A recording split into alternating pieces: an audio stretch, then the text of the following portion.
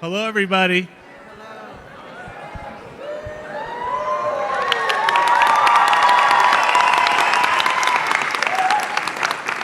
My name is Austin Isaias. I'm the Assistant Director to ASI Student Programs and Engagement, and welcome you to the first Beyond the Conversation of the semester.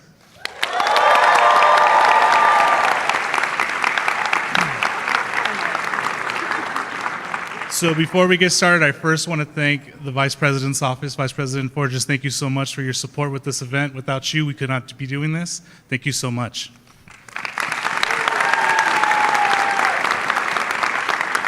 So I'm going to bring to the stage Mercedes Avila. She's one of the students that worked on this project, and she will be introducing our moderator and our esteemed guests.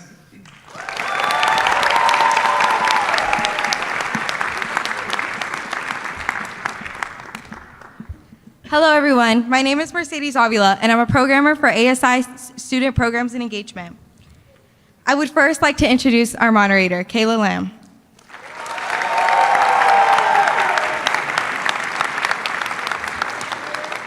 Kayla is a program coordinator here at ASI and has been part of our programs and engagement team for 3 years. She's a business major with a concentration in entertainment and hospitality management, minoring in business analytics. Now I'm very excited to introduce our distinguished guest, Cynthia Enrivo.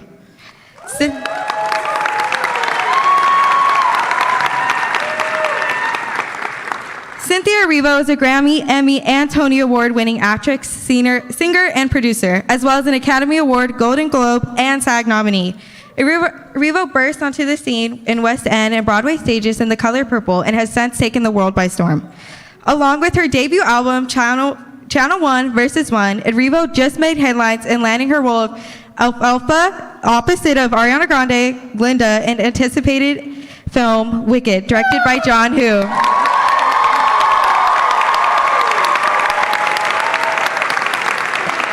In addition to an illustrious acting career, Erivo is a Grammy-nominated singer, songwriter, and performer who's sold out shows like Kennedy Center Honors, the 2020 Academy Awards, 2017 Governor's Ball, 2017 Grammy Awards, and 2020, Erivo launched her production company, Edith's Daughter, and announced her first look deal with MRC Television and Civic Center Media.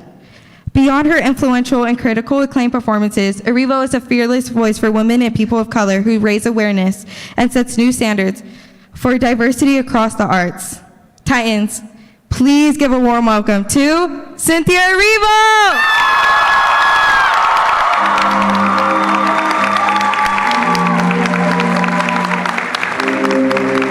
Taking my baby to school, then I pray for it. Cause you bitches ain't never been cool. Writing testament, painting pictures, put me in the mood. That's a definite. I'm the first chef, I'm in the pool. The celebrity, not mean integrity, you fool. I'm a good man, shake your hand, firm grip.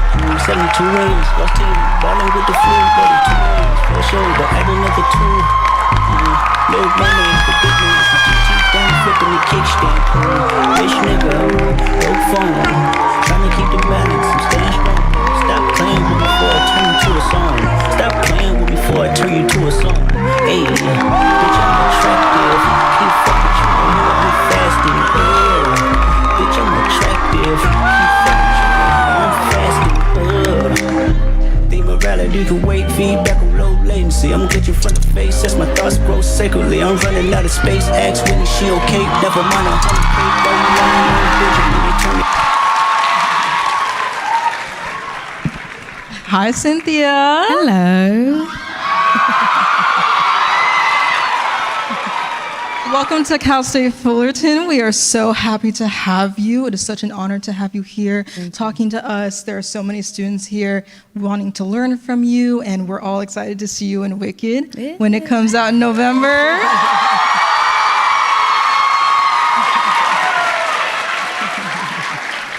Thank you.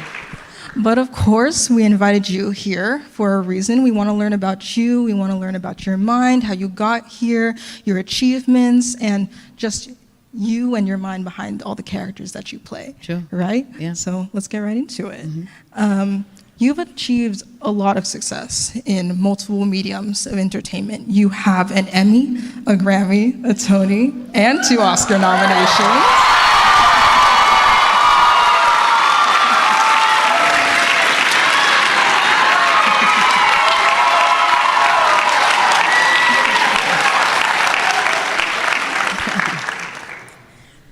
how did winning those awards shape your career, How they shape and what do they represent to you?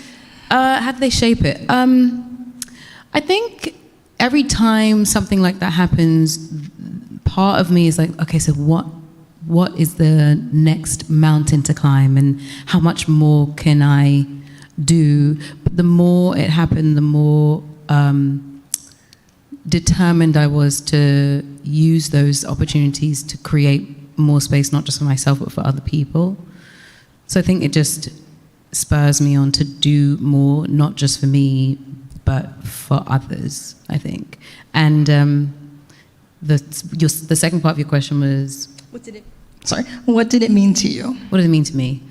It meant a lot. It means a lot because a lot of these awards come from your peers. It comes from those people who have watched you, and it's sort of like a tap on the shoulder to say, hey, we believe in the work that you're doing, and we appreciate it. It's a lovely celebration of what you do. It's not the be all and end all, but it is certainly a lovely indication that you're going in the right direction. Yeah.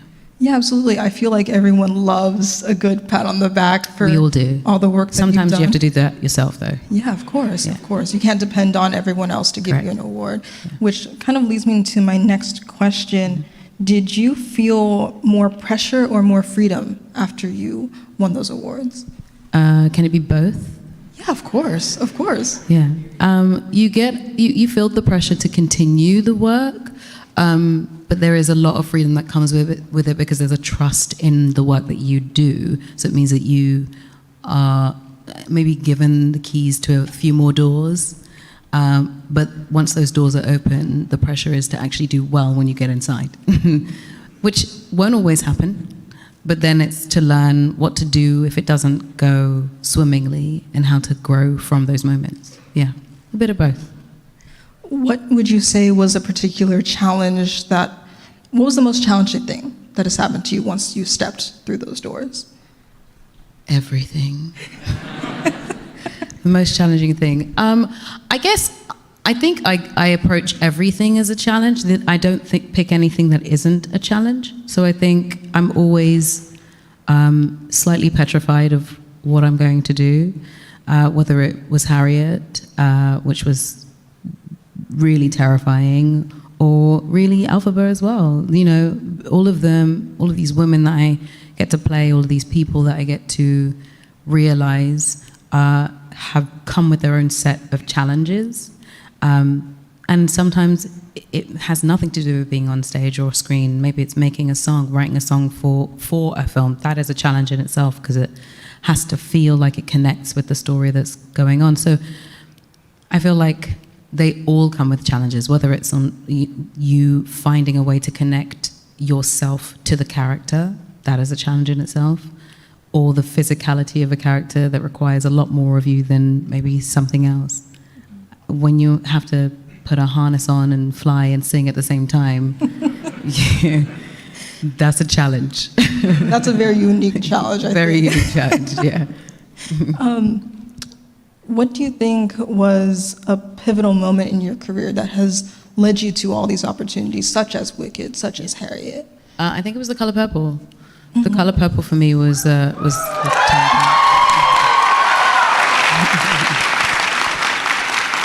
Yeah. I think, so I did The Color Purple first when I was in London, and that itself was a moment that changed everything for me, because that's the reason I ended up going to Broadway, and then going to Broadway shifted again. So that particular piece of art kept changing things for me. It's one of those things, it's like the gift that keeps on giving. Yeah, absolutely. And of course, talking about Broadway, we have to speak on Wicked, of course. When was the first time you were exposed to Wicked? I think it was about 20 years old. I was maybe halfway through the first year at drama school, and a friend of mine who is a great piano player knew I could sing. So he was like, can we learn this music, please? Because I would just like to hear. So he also, I will say this, he, for his own listening pleasure, wanted to hear me sing these songs, not for me, for himself. So I was like his personal radio at school. So he would say, he would like pick a a book, and he one day picked out this book that had Wicked on the front of it. I had never heard the music before. He didn't tell me anything about it. He was like, I just want to hear you sing this. So let's go to a room and I'll play piano and you can sing along. So I learnt the songs with him. And that was the first time I'd been exposed to it. I had never seen the show. But by the time I had seen the show, which was a few years later, I knew the music like the back of my hand. I saw the show, I think on my 25th birthday. I took myself on a single date. Of course. And loved every moment of it, yeah. And that was sort of like the way I learned it. In a weird way, I think I'd been preparing for this particular moment from way before I even knew it was supposed to happen, yeah. A bit of destiny, if you want to call it that. How were you able to translate your Broadway experience into the Wicked film?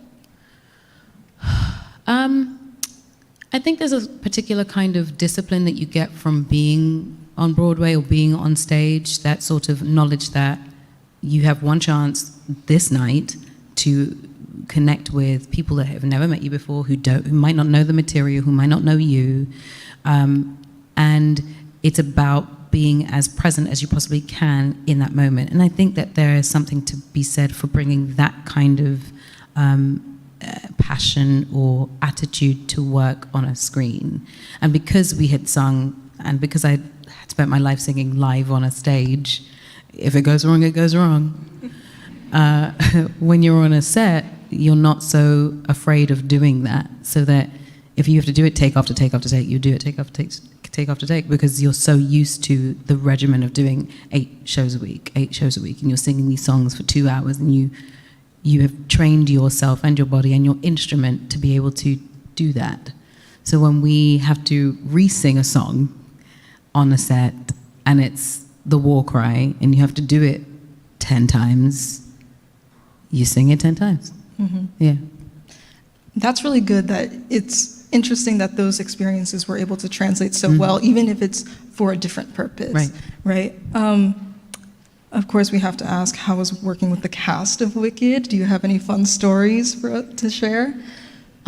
Working with the cast of Wicked, I'm assuming you mean Ari? I'm sure the audience wants to hear about Ari, but I'm here to talk about anything that you want to share. Yeah, you know what? I have to say that I may have been one of the luckiest people on the planet. This cast is a set of people who are just good, man. You know what I mean? Ari, we were texting just before I got out here, so I spent half of the day with her today anyway. So it's like, every time someone says, how was it working with the cast, it doesn't feel like, she's not a cast member anymore. She was a cast member on day 1. By day 2, she was my friend. By day 3, she's my sister. You see what I'm saying? Beautiful. That's where we are. That's what our relationship is. I've gained a family member, and that's just how it is. Jonathan and I are like, he's my buddy, and we'll go to have breakfast, and we'll chat, and we'll talk about the world, and we'll think about all the things that we want to do and how we want to, make things right and change things and all of that stuff. And it just is what it is. And Michelle Yeoh, I would sit at her feet every single day if I could, to hear all the stories that she has to tell me. That woman is one of the most incredible people on the planet. And I don't say that facetiously. I say that because her experiences are so vast and unreal that it doesn't, you can't fathom the kind of life that she has experienced. And I'm always like, I don't understand how you've done this. She is one of the most elegant people to walk the earth, but also she is a badass. This lady is incredible. It is insane. Do you know that she was a squash champion? That she has actual medals. Like, for real. Like, it's so crazy. And as a person who loves doing stunt work, and I did my stunts on Wicked and all of that stuff, she has that experience. So if I ever was like, well, how do I could go to Michelle and she could give me an explanation of what to do, and she just sort of gets it. And Jeff is a sweetheart. He's just silly and ridiculous and wonderful, and also one of the most knowledgeable people about everything on the planet. So I was basically cushioned by wonderful people to do this. Yeah. That's absolutely amazing to Yeah. hear that you have such a good support group behind your back. Yeah. And everyone needs one of those. Yeah, but it starts top down because we have an amazing director in John Chu who just like, he's like the big brother that I never had. We get on his nerves. Truly we do. He used to joke that Ari and I she and I have a habit of beginning conversations and forgetting that anyone else is in the room. So we would be like in a conversation and we're supposed to be in rehearsal. So we start talking. She says something, I start saying something, and we'll start talking, and it'll be really, really quick. And he's like, we're going to, hello? Hi.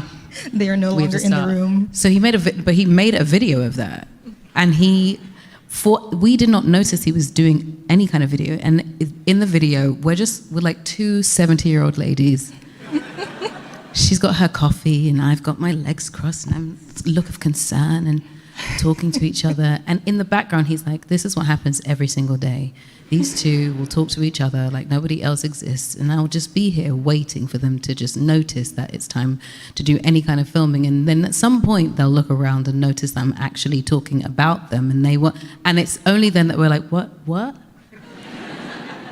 And this is how we exist. But because there's such a familiarity and fun, we were able to create something that we all really love. Yeah. That's amazing. Having that support group on set has to be so important, especially because from what I understand, you are only the second Black woman to be cast as Elphaba. Correct. Is there something that you want to bring to the character that hasn't been considered before? Well, I think I was stubborn because I kind of knew exactly what I wanted her to look like. It's why she has micro braids. Mm-hmm. It's why she has a full set. Mm-hmm. You know?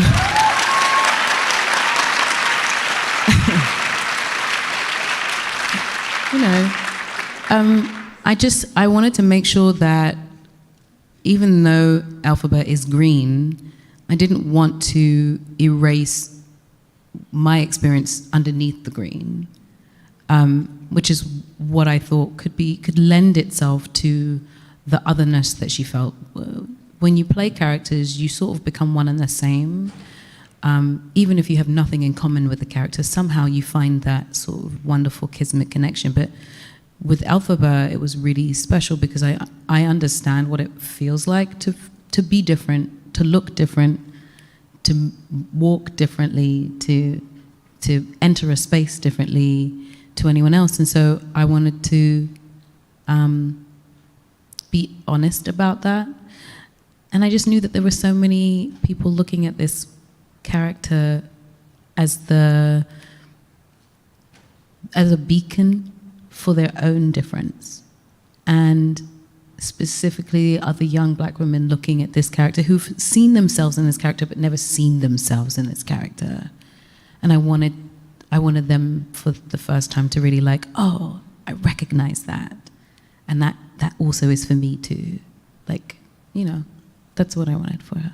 Yeah, you said in a different interview something along the lines of, if you see it, you can be it. Correct. Right? Yeah. What part do you think representation plays in shaping young minds? I think it plays a huge part in shaping young minds because there is something to be said for being able to see what you want to be. And if you never see what you want to be, though you can create it, it's very hard if you have no examples, if you have there's no path to follow. And I think that if we can keep creating different types of people, different types of characters, there's always going to be someone that goes, I know that person. That person reminds me of me. I'm going to follow that path. I think it's really important. I think it's important, and I know it's important because I've had people tell me that they see themselves in these characters, and that's what is really important. That someone who I will never even meet sees this character and somehow is inspired to do what they want to do. And I believe you said that part of your mission is to tell stories that create that sort of impact. What made you choose Harriet? As someone who's from the UK, Harriet Tubman is an American icon, but what made you choose to play that character? I chose, one, I was chosen to play it, but I also leaned in because I kept seeing depictions of her that removed her humanity from her. And I wanted to learn about the woman, because we know she's a hero. We know she saved a lot of people. We know that she was part of the Underground Railroad. We know all of that. But we never knew that she was 24 when it happened, when it started. She was in her 20s. She was in love. She was married. She had her heart broken. And she couldn't have any children and wanted them. And what really drew me to this particular story, this particular telling of her story, was we got to learn about that. We got to learn that the human being that was Harriet Tubman had to make the choice to do the hard work of liberating people with a broken heart, with youth, with loss, with love. And those things are what make us human. And I think that's why I wanted to tell her story, because it's easy to play a hero if you make it devoid of humanity. It's much harder and far more interesting to play someone who is a human, who makes the decision to do heroic things. Yeah. That's beautiful. Thank you.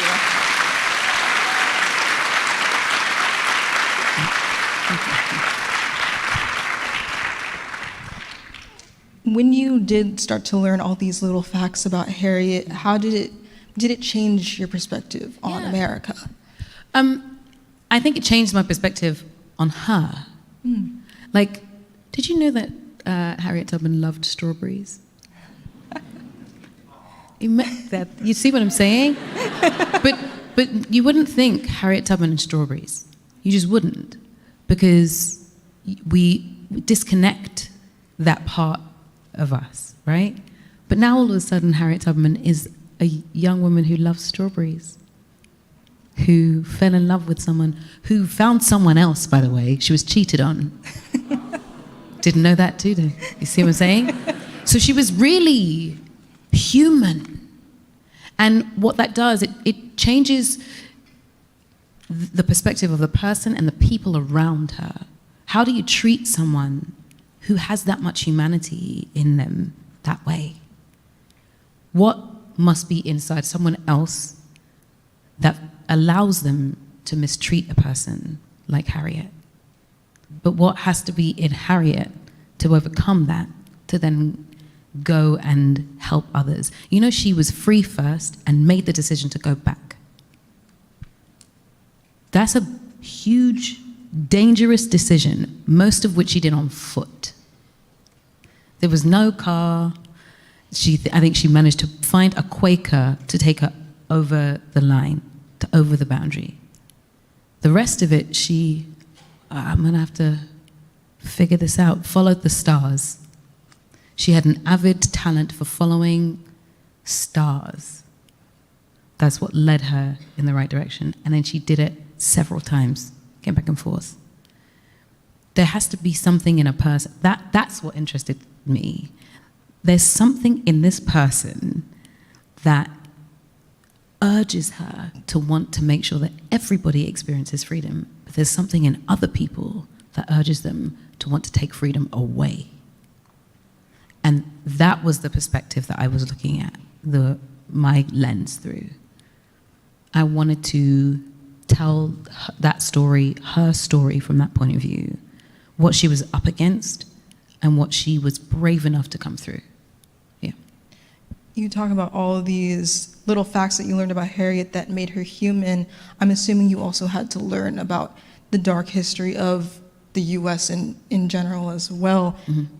How did it feel to learn about that dark history of the U.S., and how much did you already know? I knew quite a bit, because in the UK, we learn about it, though we should probably be learning about our own history too. Not just Henry VIII.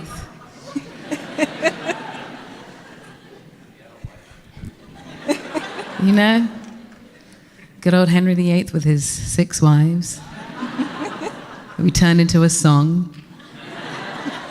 You know? But I knew a bit about American history from school. But I think as you learn about Harriet, you learn about the Civil War and how she took part in it, and just how prevalent she was within that time. But yeah, I've been learning about it for a while, yeah. I had to, because you have to know what you're talking about, yeah. Yeah, of course. Yeah. That's absolutely amazing. First of all, thank you for doing your research before you play such a historic character. That character as well is also incredibly demanding. Yeah. How did you prepare for that? And I was bad. I was terrible. I was not ready, because it was one of my first films. I think it was my second film to do. Jess, where are you? Jess? Was it the second film I did? Thank you. That's my manager, by the way. The manager. That was the second film I did. I was unprepared for how demanding it was going to be of me. And I did not put up the mental shields that I should have to do it. So I was physically, emotionally, and mentally drained by the end of it. Depressed, if I may say. And did not have a therapist at this point.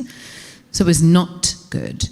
I had like a full breakdown by the end of this, and was like both physically ill and like mentally like all over the place. So I had to learn from that experience to not let that happen again. Yeah. Because I'm always going to pick these challenging roles. So I just learned that I need a better setup for when I do that. And the next time I approached a role that was as emotionally and physically draining, I had someone to help me with it. Yeah. Of course. And as students, I believe we can share that struggle, right? We often struggle with balancing our academic responsibilities, personal responsibilities, whatever it may be. What have you learned from your experience, and how do you maintain a healthy balance now with your professional life and your well-being? A really good team. I have a good team of people. And here's the thing, you can get a really good team now. It doesn't need to be a manager or an agent. You need good friends, you need good family, and that family doesn't need to be blood family, it can be family that you pick. You need those people around you. They will help you. And if you can get a therapist, do that too. It will help you.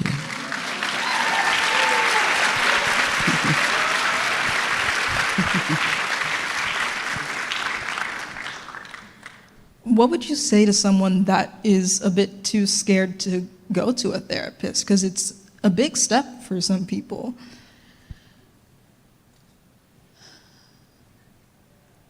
It's scarier to be out of control than it is to talk to someone about feeling out of control. The fear that you have about talking to someone about where you are will never be bigger than the fear that you have if you let it get too far. So take a breath and talk to someone. It's really important. It's really important. And here's the thing, if you aren't brave enough yet to find a therapist or go to a therapist, find a person who is willing to sit and listen to what's going on. Because there is nothing worse than locking up all of the feelings that you're experiencing inside, and then they get exacerbated and they grow and they warp and they turn into something that they just aren't. Because that's what we all do when we keep those things in our head. It's not healthy, it's not helpful, and it will not serve you in the long run. You have to talk to someone.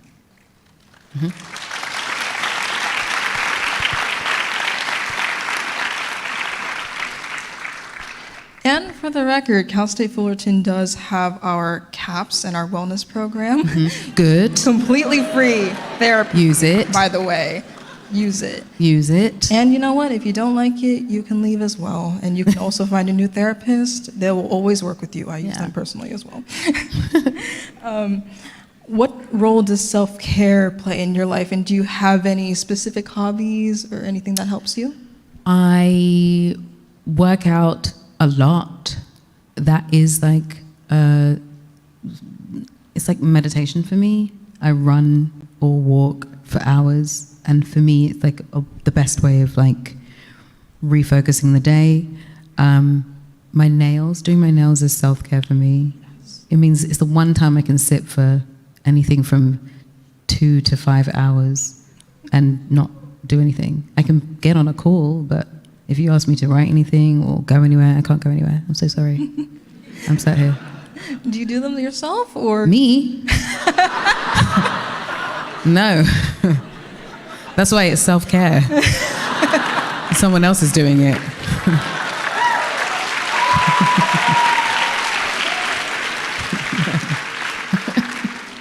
Well, they're absolutely amazing, and I Thank you stare very at them much. every single time I see you on camera. They're Thank you. gorgeous.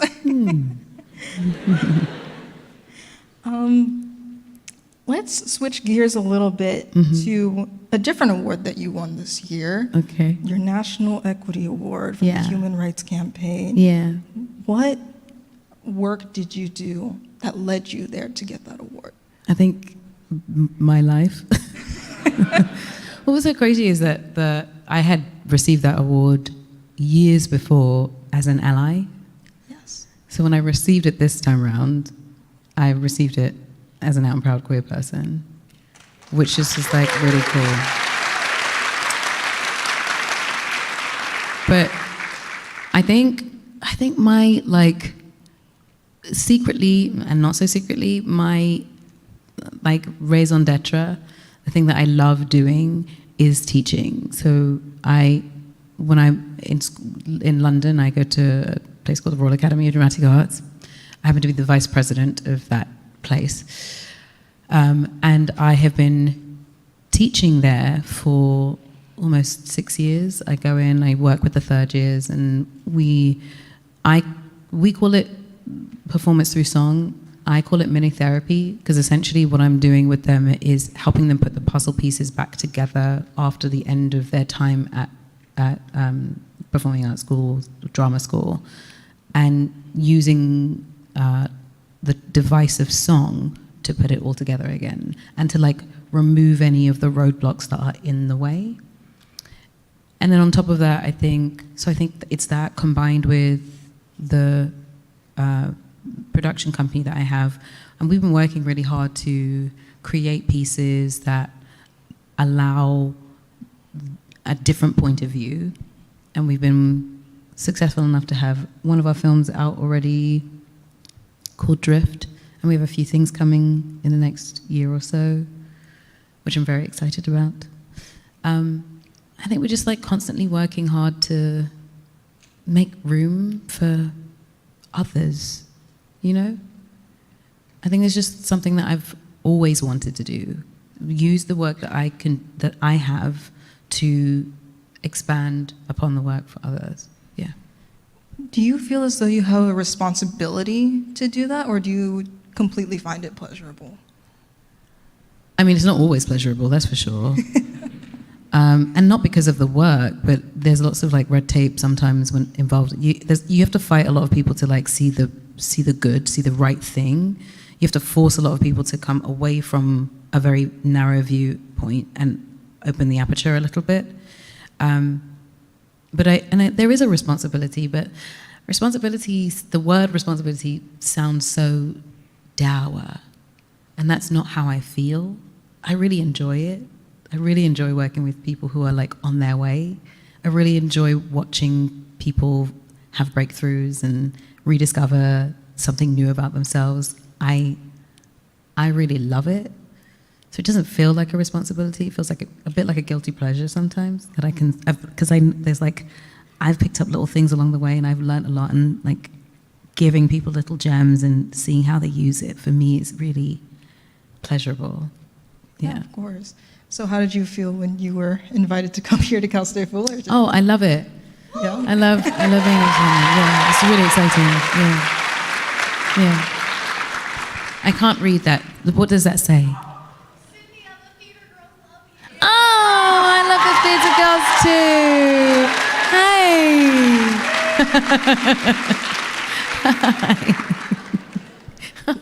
We have a lot of the theater community here today.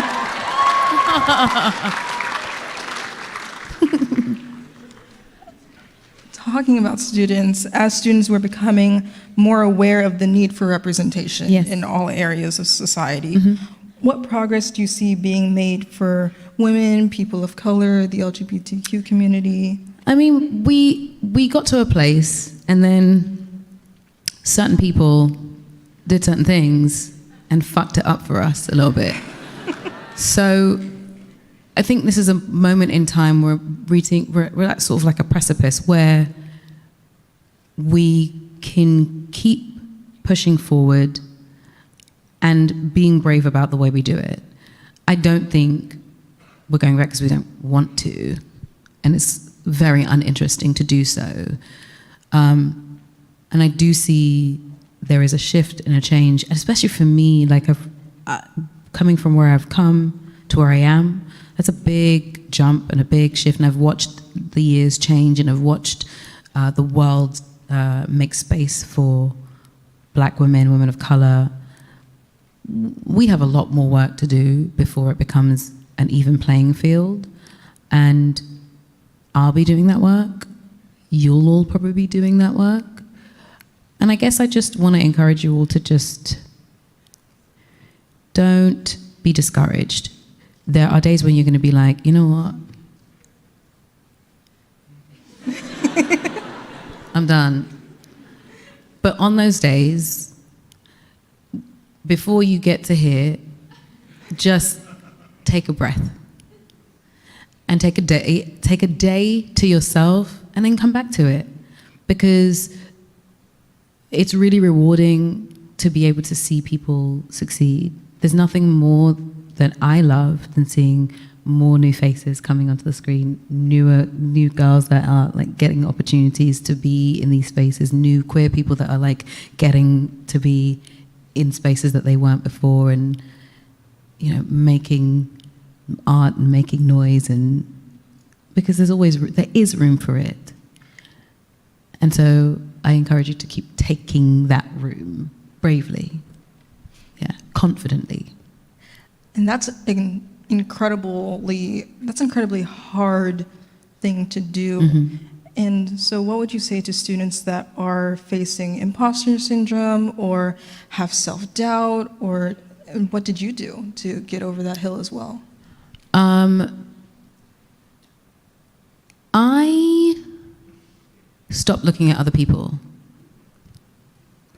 because I think you start doubting yourself because your concentration is outwards on what other people are doing, and why am I not doing that, and how comes that it's not useful to you. Self-doubt will happen occasionally, and then you have to think to yourself, what is it that I'm doubting? Am I doubting what I'm capable of? Am I doubting myself? Am I doubting what knowledge I have? And if that's the case, that's work that you can do for yourself. If you're doubting yourself because of what someone else has been able to and why you haven't been able to do it, their path is their path. Yours is yours, and your job is to make sure that you're staying on your path, doing the best that you can, because there's no one else like you in the world. Each person in this room is a singular being. We are not the same as anyone else, even if you are twins. You don't have the same fingerprints. You're not the same.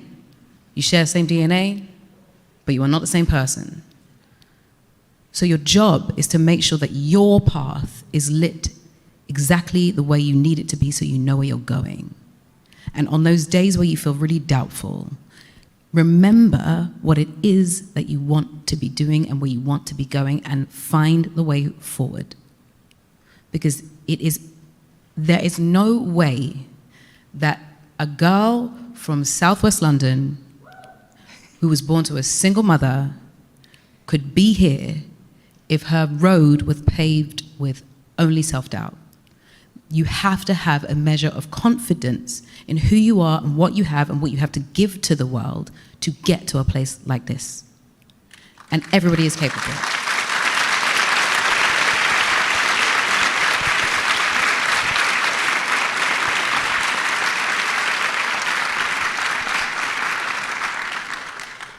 You've accomplished so much already. You've talked about so many things during this interview, but are there any goals moving forward? Are there any projects that you're super excited for that you can share? That I can share. I'm excited to put out an album. That's coming. I've been writing for a while and it's almost ready. So I think I'm going to put that out next year. I am excited for my production company because we have a couple of TV series that we're sort of like working on, and there is a film called Prima Facie that was announced, and which was originally a play that was on Broadway, and we've turned that into a film, and that's been a labor of love, but I think we're going to be able to do that, which I'm really excited about. And there are projects that I'm very excited about that I'm not allowed to talk about. Yeah. But I think I'm just genuinely excited about what is coming up next. I want to direct at some point. I don't think I'm ready to do that now. But I'm curious, very curious about it all. So I think I'm going to use this next year when I'm on a set to just be nosy and learn, and then maybe do it for myself. As you should. Thank you. The best way to learn is to do it yourself, right? Yeah. This is our last question before we get into the student questions in the audience. But is there any last advice that you would like to give to the students out there today? I think I read some of your questions before, and there was a question in there about being overwhelmed. Yes. You asked me that question? If I can find it. You can find it, it's all right. Give you time.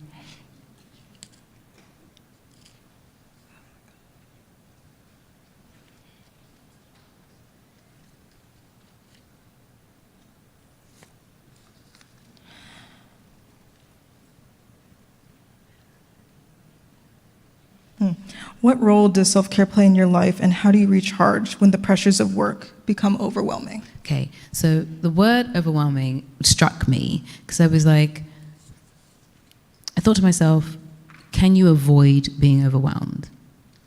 And the answer is no. You're going to get overwhelmed by things.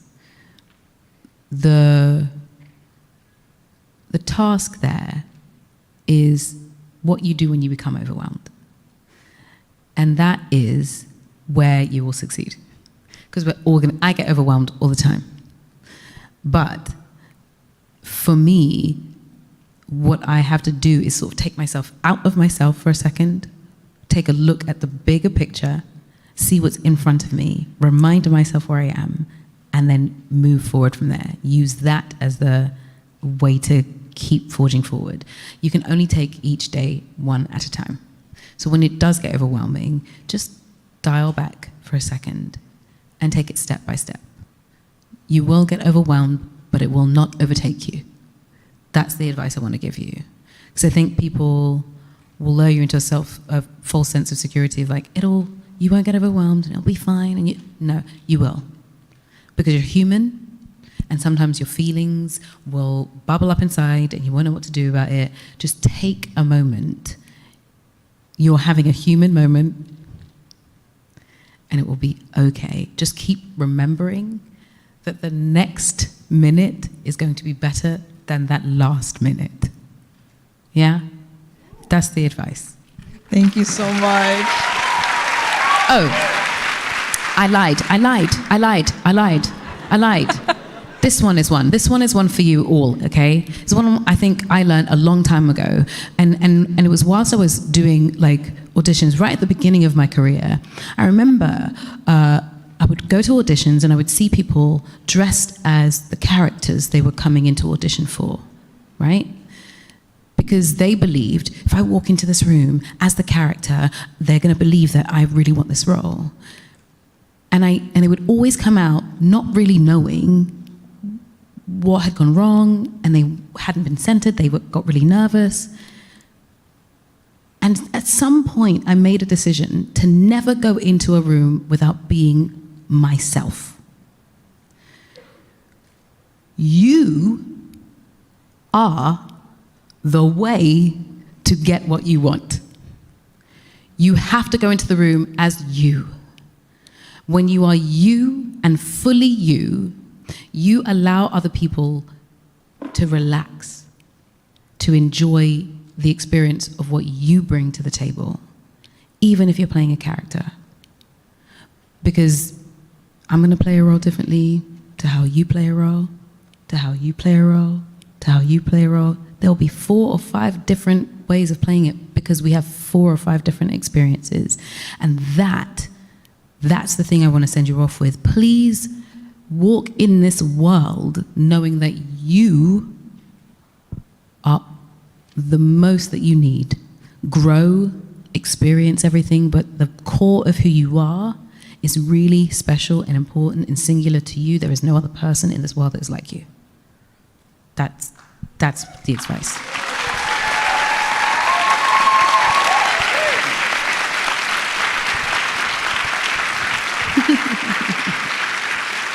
So before we take this question from a very special student, we just want to let's give a great round of applause to Cynthia for doing this with us.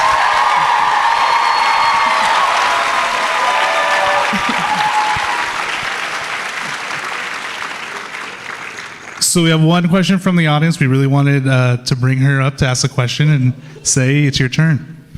Period. Hello. Hi. Hello. Hi. I'm Shayi Ali. I am the president of BSU here. And BSU is Black Student Union. Thanks for asking. Yes. And I'm also one of the co-founders and previously was co-president of Nigerian Student Association. Work, President. Yes, ma'am. I'm a 4th-year business major with a concentration in entertainment and hospitality management. And yeah, so first off, Naija no de carry last. Nigerian no de carry last. Exactly. Thank you. Yeah. Here. Okay, cool. So shout out to Una. She helped me make this question because this was very last minute, but yeah, shout out to you. Thank you. So for every press tour and different events you attend, including this one right now, your nails are always on theme for the occasion. Also, love your outfits. Really cool, of course.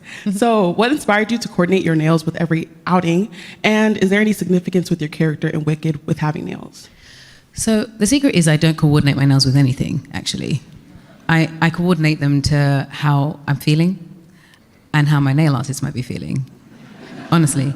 I'll give her a color that I want to wear, that I know I might be wearing at some point, and she will take that color and run with it. And when it came to Elphaba, I had looked at the history of the Law of Oz, and then the connection of what my history was. I've been doing my nails since I was 16. My godmother took me to do my nails. We went to a little nail shop in London, East London, and my first set was like a standard French tip, easy, nothing complicated. And I started getting the airbrush designs. Does anyone know what these airbrush designs are? There's old school airbrush designs that would go on top of the French manicure, and then you just put a good old see-through layer on it. It's like a clear nail varnish layer on it.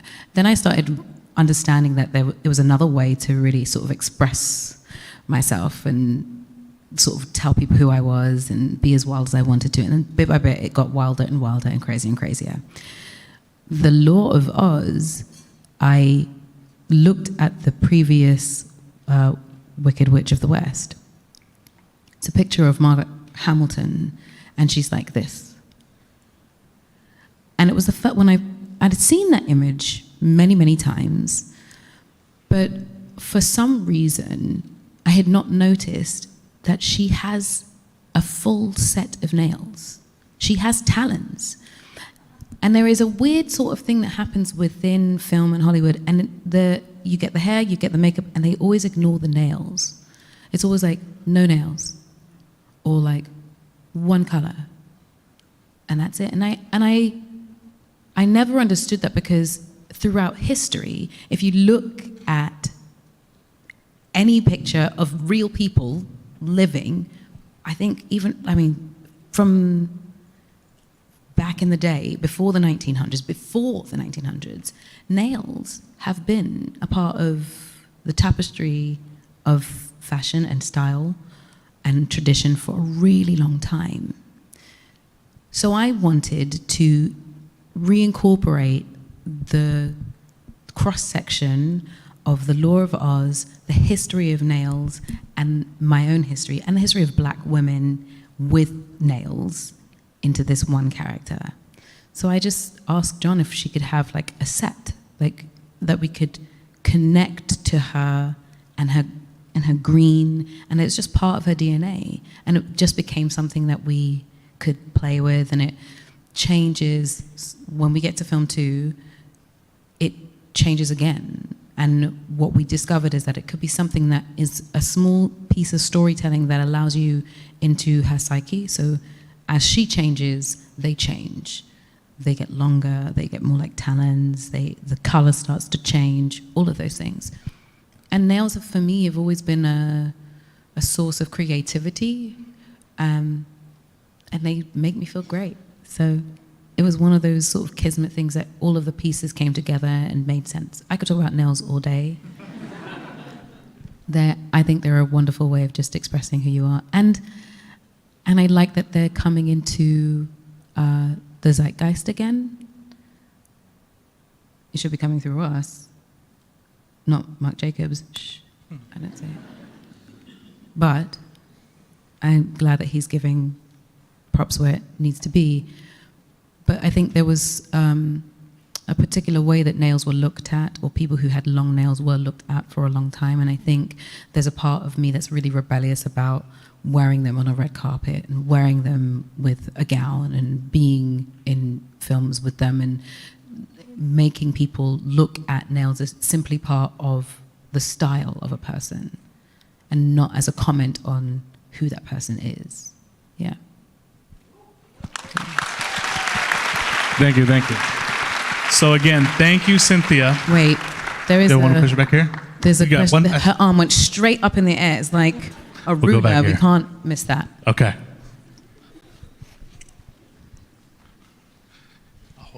Thank you. Hi, Hi. I'm Brooke Talbot. I'm a theater major. Well, I'm a double major. I'm a theater major and a communications major. Gorgeous.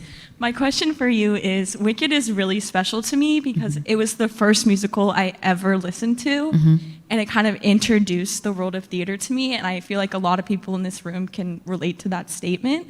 So how do you feel knowing that like you're going to be the introduction to these kids seeing Wicked, like that may lead them to pursue a career in theater? I'm really proud. I feel extremely proud of that.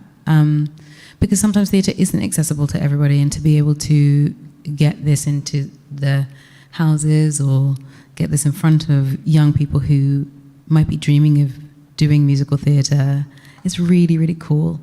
I'm glad to be a part of this history, which is really nice. It's very wild to see myself on billboards in green. It's very wild to see it. It's a very surreal experience, but I'm really excited to be able to share that with people. It's really cool. Yeah. There's so many questions. You got time for one more, Cynthia? I got time. Yeah. I got time. We'll go right here. Hi, my name is Zane. My major is computer science, but I love theater, and I love you so much. So, yeah. My question would be, because you were talking about takes in the film, I was wondering, like, what is the most takes you had to do in the film, and like, / hardest scene to shoot? In this film or in any film? In Wicked, yes. In Wicked. The most takes.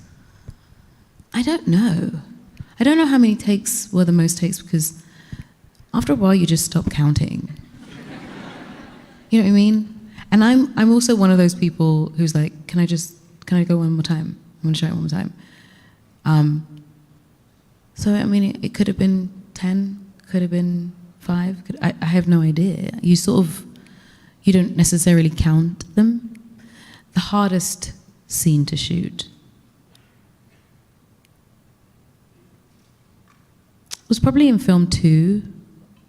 For Good, yeah. Yeah. Yeah, that's probably the hardest scene. Not because it was hard, but because emotionally it was really hard. Yeah. But actually, in film 1, Ozdust, the Ozdust ballroom was really hard. That was like a toughie. It's not the same as the stage, I'm going to tell you that right now. So, yeah, that was a tough, heartbreaking day. But I'm really proud of it. Yeah. Do you mind get your signature? Yes.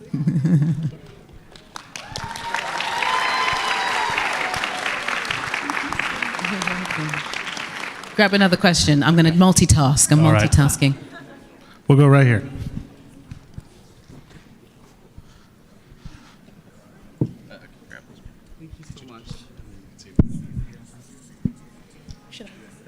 Right here. Okay. Right here. Mm-hmm. There you go. Thank you. You're welcome. Oh my goodness. I'm listening, I promise. My name's Elise, and I'm a BFA acting major. Hello, English lady. Hi! So my question is about that. Being a singer-actor who is originally from England, Yes, love. how was the transition from going and performing in London to performing on Broadway? So, like, how was it different, and how did you adapt to the differences? American audiences are way more vocal, and it's delightful. It's amazing. But the first time, 'cause in London, we did The Colour Purple, and they stood up, which was really lovely, but it was rare. So I was like, okay, fluke, fine. When I came to Broadway and the middle of the show stopped, I didn't know what to do. So I had to learn about what it means to hold at the moment and allow people to be in that moment and then usher them forward into the next one. You know? So I had to learn about that, the craft of doing that. Like if we're in a moment and we're all embracing this moment and we're really excited, I have to learn to be the captain of the ship at that moment to go, thank you, we're moving on. That was a new thing to have to learn on the fly, on stage. And it was scary, but then it was smooth sailing from the first time I did, because I never expected it, but once it had happened more than once, I knew what my job was. It was to allow people to enjoy what they were enjoying, to feel what they were feeling, but to let them know we still have more story to tell. Yeah. Mm-hmm.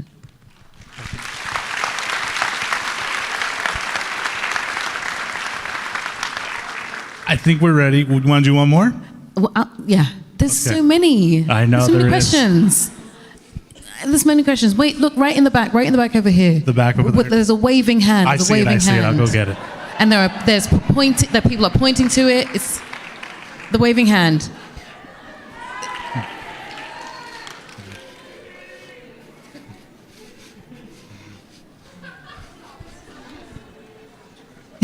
So if you want to introduce yourself and then the question. Hi. My name's Kaylin. Hi, Kaylin. I'm in the senior class BFA musical theater. We're at work. Yeah. We love. Oh my gosh. Hold on. Give me a second.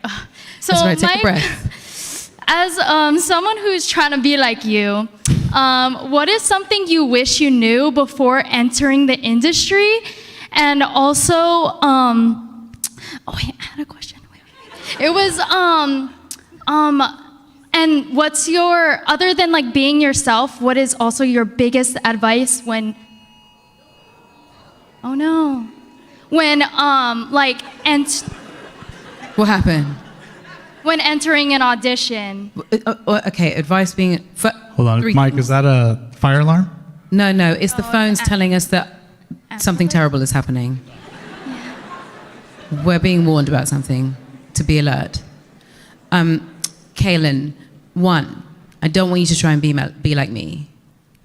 I want you to be the best version of yourself. You can use me for inspiration, but I don't want you to be like me. I want you to be like yourself. Okay? That's 1. 2, yes, be yourself in auditions. 3, no's, the no's that you get in auditions, the no's that you get anywhere, are simply making room for the yeses that you're meant to get. Okay? So if you get a no in an audition, it just means that one wasn't for you. But it's just getting out the way of the thing that is for you. You understand? Yeah. Good. Okay.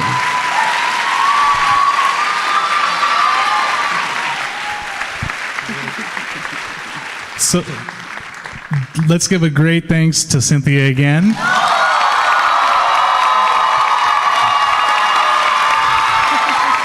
Thank you so much. Thank you.